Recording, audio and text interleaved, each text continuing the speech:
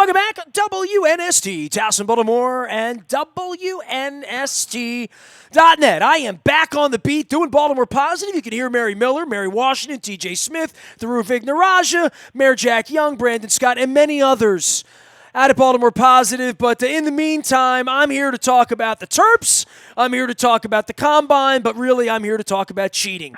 Marty Conway is a longtime baseball executive insider with your Baltimore Orioles, now the good professor of all things, sports business in the world at Georgetown University, still living in the corridor. Marty, I got to tell you, I really gave a thought to you. My wife and I went down to see Cheap Trick at the Warner Theater in Washington, D.C., right? Yeah, of course, right? I mean, who doesn't love Cheap Trick? Dude wears a baseball hat, right? So everywhere I went in D.C., I saw Nationals World Series gear and still signs and all that. First time I've been down there in a couple, 3-4 months, whatever. And I thought, man, Marty Conway, would Edward Bennett Williams ever recognize this? No. I mean, although he had obviously hoped for it, but no, he was proud Mr. Baseball, but I don't think he would recognize. I'm sure he wouldn't recognize the city, the stadium, and then now that the fan base has fully accepted the Nats and are fully in, not just on the Nats, but on baseball in general. I mean, when the Cubs show up and when the Dodgers show up and when the Cardinals show up, the Metro trains, because I ride those often, are full of fans of the opposing team from those cities. So the vibrancy of Washington, D.C. baseball definitely has had an impact in the surrounding area. And I think it's very clear that the Orioles have suffered from that and will likely continue to suffer because Washington fans have gone all in on baseball, and they've got a rising young team. They've got stars that have already arrived in the major leagues. They're not, working their way through the minors. And they have guys going to the Hall of Pretty Good in some cases. They have those kinds of players, even though they let Bryce Harper walk out. I mean, around here we let Machado walk out, and we're still fighting with Trey Mancini over $450,000. Marty, I guess we'll work backwards to the Astros and cheating and integrity because you're on the Orioles. You tweeted something. I flippantly retweeted something and tweeted on top of that about. And I said something to the effect that the Orioles are going to go to the highest bidder. I think that would be the truth to any piece of real estate anywhere. And that as we get up on these 2 years left in this window for the Orioles, no matter what mess falls out of the Astros or Elias or Major League Baseball, somebody better be doing some negotiating here on behalf of somebody to get a deal done that we're 18 months out on a lease being done, and the only one who reports on this is like you, me, and maybe Eric Fisher once in a while, maybe John Arand once in a while. That I don't know that anybody here is woke to what is going on behind the scenes, and then there's the backdrop of all of this awfulness with the Astros and whatever 99 or 103 losses that the Orioles will endure this summer. I'm really worried about the structure of the sport, and I know you have greater passion for it than I. You worked in it and lived in it. You had a whole lifetime in it, right? Yeah, I'm totally invested, was physically and emotionally and everything else is a part of it, and I think look, this is another crossroads for it, both globally for the sport, but also what's happening. Look, I think generally speaking, when you scrape away some of the things that rise to the top periodically, the Astros component, all that, baseball financially on a national level is healthy. The Fox dollars, some of those other ESPN dollars, some of those other things indicate that by and large, the value of franchises has never been higher, and the dollars coming in to support that valuation from media companies primarily is strong. And that's because it's a live product at core, right? At its core, at 8 o'clock on any given summer night, you might be bored and want to check in on how the team's doing because everything else is a set piece. This is something you can gamble on, right, in most states, right? So that's what holds the value is the fact that they do play 162 nights, right? But that said, and the Kansas City Royals just recently sold for $1.1 or $1.2 billion in the Kansas City market, right? Not a major market. Kansas City's around the size of Baltimore, and so that is what the franchise sold for. So generally speaking, on this hand, you'd say that the health of the game is probably as strong as it's ever been. Now, are there pockets around the major leagues where that is not necessarily the case, where there are issues with media, issues with revenue, attendance, all those types of things? Stadia, put that in there too. Yeah, and so I think that's the kind of thing that you have to hold in your hand, is the two narratives, right? That any city that could get a baseball franchise today would want a Major League Baseball franchise. There's no lack of interest in Portland and Nashville or Louisville or some other Mexico City or Montreal to get a Major League Baseball franchise. And a franchise going to any one of those markets, you'd have to say would be at least $1.5 billion, between $1.5 and maybe $2 billion of value. There's no indication that Rob Manfred is talking about expansion anytime soon. So like I said, I just think generally the industry is healthy. The players have a good contract. The Players Association, they have a good contract. The players themselves are highly paid.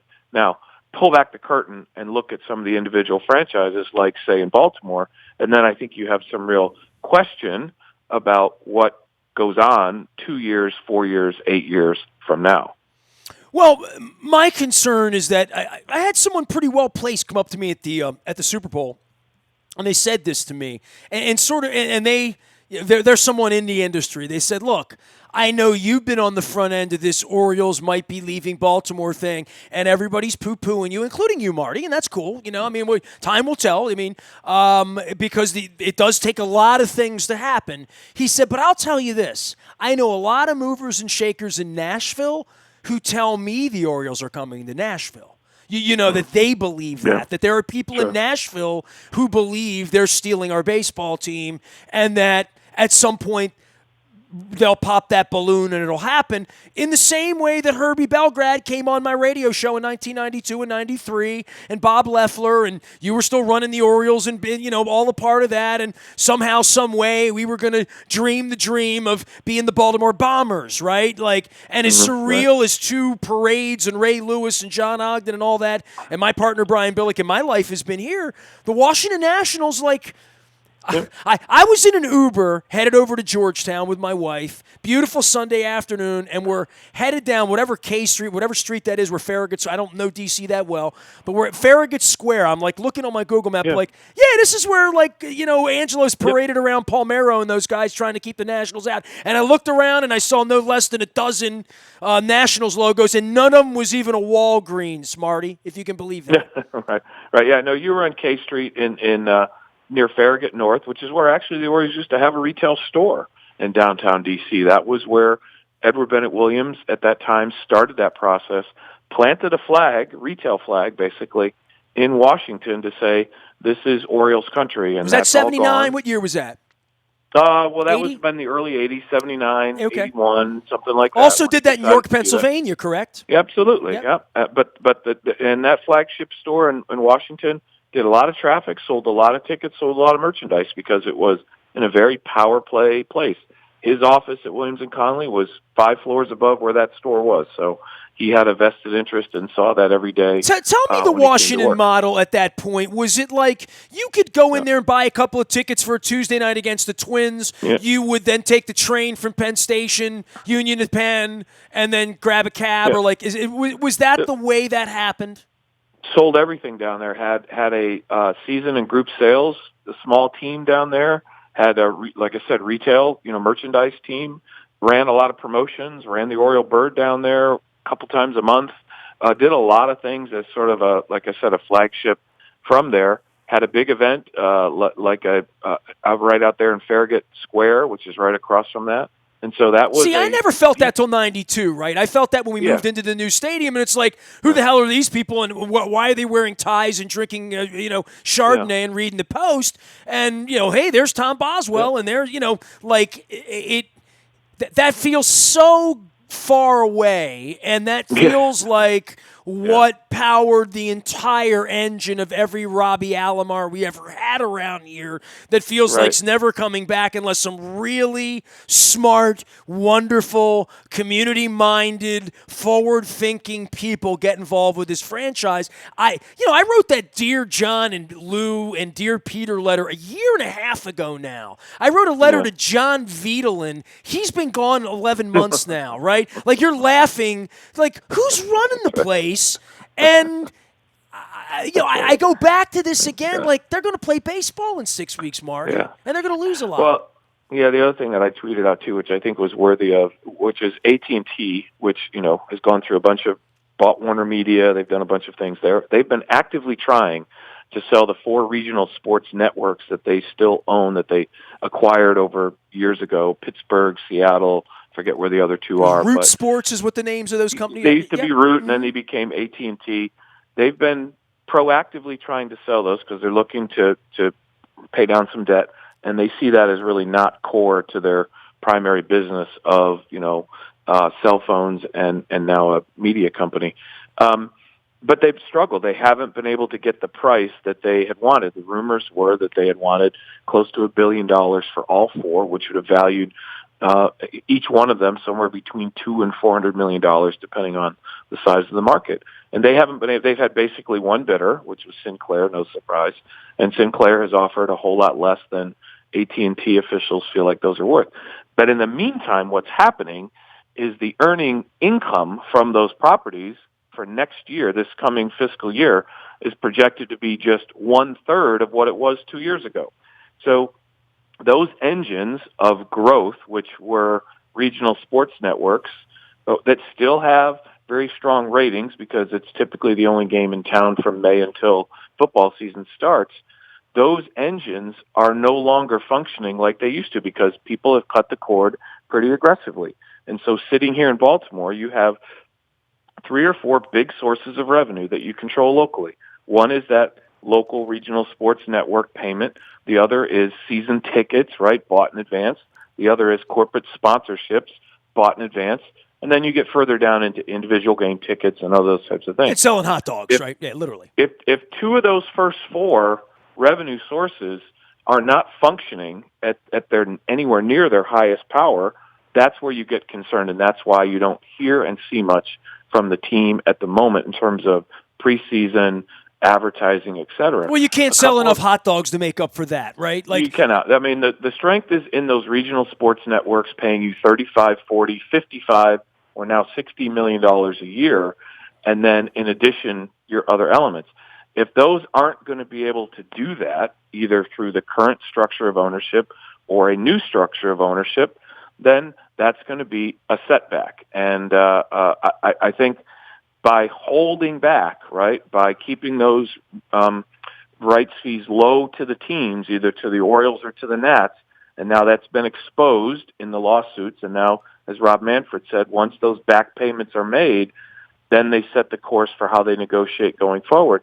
That's why I say there's so many big moving parts between that and the lease going on right now that I think there's just a general amount of uncertainty as to what happens going forward.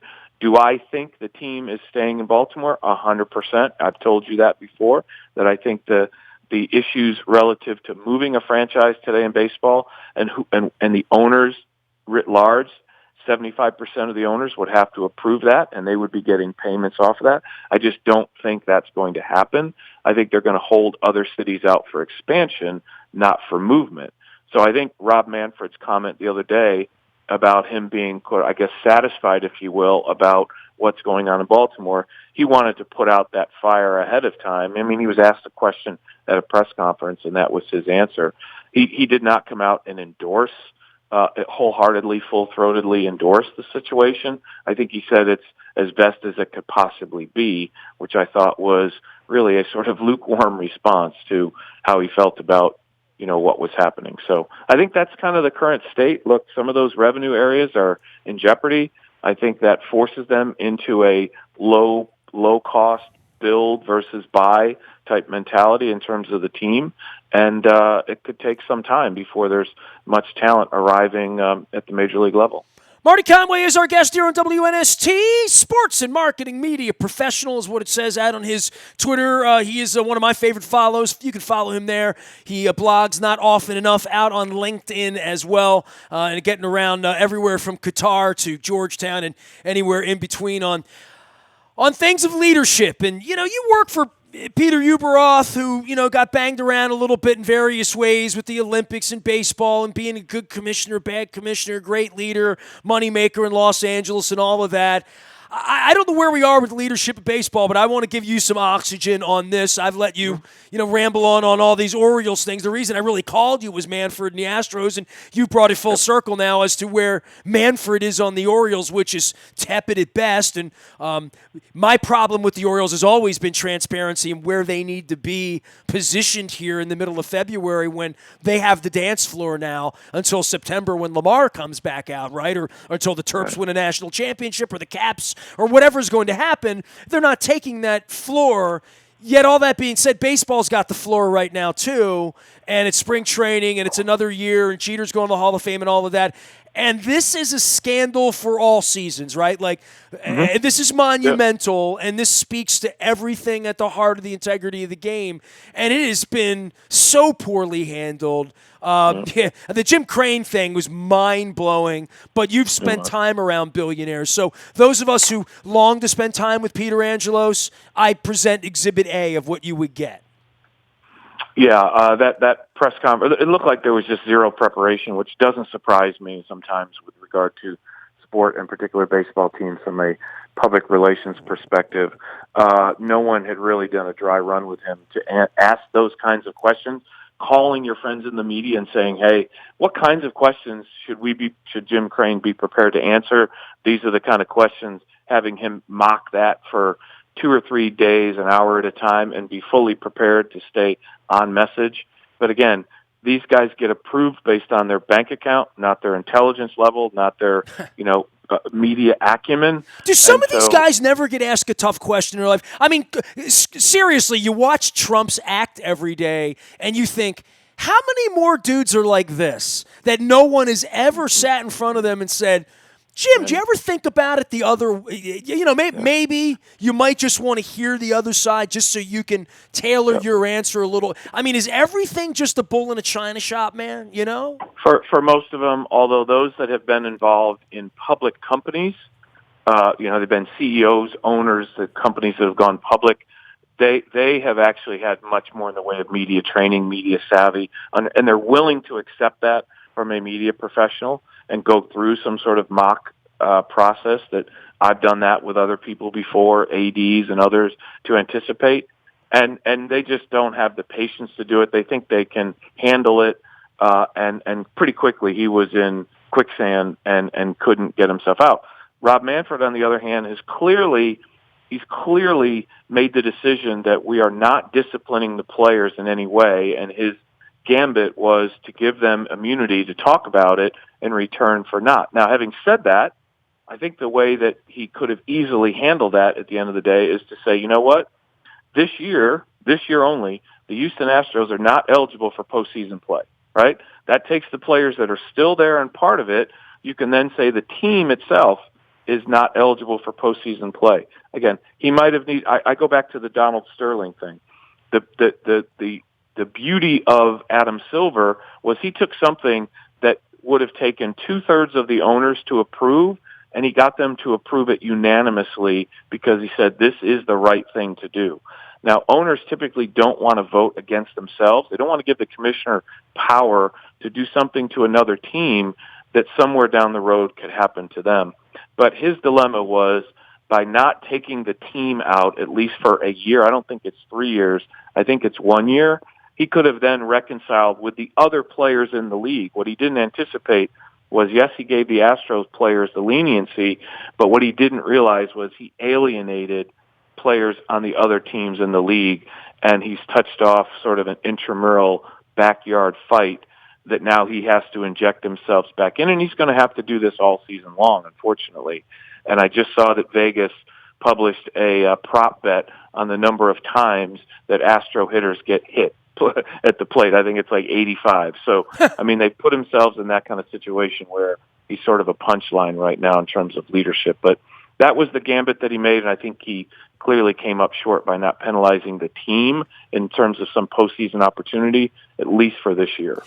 Baseball has no real outspoken Mark Cuban, Steinbrenner-y kind of like Artie Moreno. Like, who's pissed off about this? What I mean, you know what I mean? Like, and I guess this is what happens when the owner of the Chicago Cubs is like, a computer somewhere, at a bank, literally. Right. I would just think these players, for every Cody Bellinger, Bellinger out there, there's got to be really, really angry people. And to see these A.J. Hinches and these guys who cheated and now are just going to go out and play and say, suck it up, big boy, kiss my ring. You know what I mean? You're going to drive up in front of the Astros place every time in spring training and see world champions. You're going to walk into their stadium and see banners hung up. This is... Yeah, these are macho dudes, Marty. You know that. I mean, this is not gonna police itself, although it is, right? You're right. No, this is going to continue because it counts for clicks, it counts for pixels, it counts for every time somebody can get an interview and get a piece of sound about something about this, about how they feel. Every time the Astros go into a certain town, especially if they go into a media city like New York or Chicago, it's going to amplify as a part of that. And they're going to be caught with that. I do think you hit on something earlier when you said that about the owners.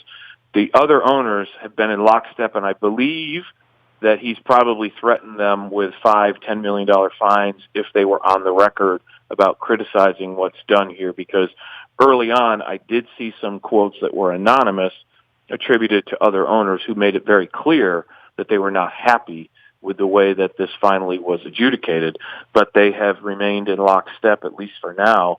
And so far, no one has done it, like you said, a George Steinbrenner or somebody who just felt, you know what, I'm just going to speak on my behalf for the Yankee fans or the Dodger fans or whoever that is, because they must feel strongly about the potential for fine. But having said that, look, I think at the end of the day, this is gonna stick with baseball certainly for this year, because we're going to be talking about this in September. We're going to be talking about this in October as they get close to the World Series, and there's flashbacks and all that. So this is kind of the steroids story of this particular 2-3 year period, because I think it's going to have an influence in the media coverage of baseball for the next 18 to 24 months, probably. Marty, I'll go back to bitching about the Orioles and talking about sports and baseball and what's going on the field and like all that stuff later on. But this has been fascinating, to peel this back and how it affects the Orioles, right? I mean, we'll get to the Elias Meidel. That's part 2 or 3 or 4 down the line. But the fact that these guys absolved themselves, I'm still not buying that at this point. I think we're still at 3 a.m. on this story for me. Look, I think there are still some media that will continue to investigate. And again, I think it's a scenario where if people remain disciplined about how they talk about it or what they say.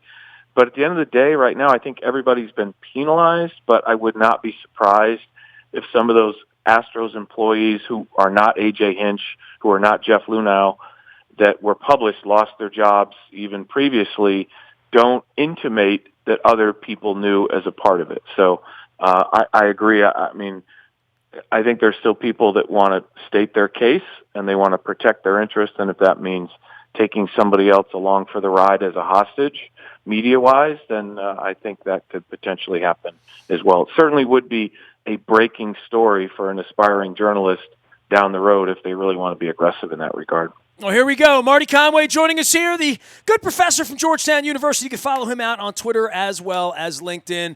We'll see you soon for a plate of pasta over at Amici's, okay? You got it. Thank you. You got it. Marty Conway joining us live from the corridor in the DMV. We got plenty of Terps coverage ahead here. Luke and I are headed down to the Michigan State game next week. And, top 10, number 7, feeling good, clearing my March Madness schedule. And March Madness is going to conflict with opening day, which is now like no longer on a Monday. Dogs and cats, it's March The weather's good. You can hit the golf ball at Compass Point. It's all good around here. Global warming's helping us out for now. Nasty at WNST.net, Facebook, Twitter, LinkedIn, Snapchat, Instagram. Awaiting the Combine in Indianapolis next week. Getting ready for the owners' meetings next month. And the start of free agency now 2 weeks away, or 2.5 weeks away for the National Football League as well. We are WNST.net, AM 1570, and Baltimore Positive, and we never stop talking Baltimore sports.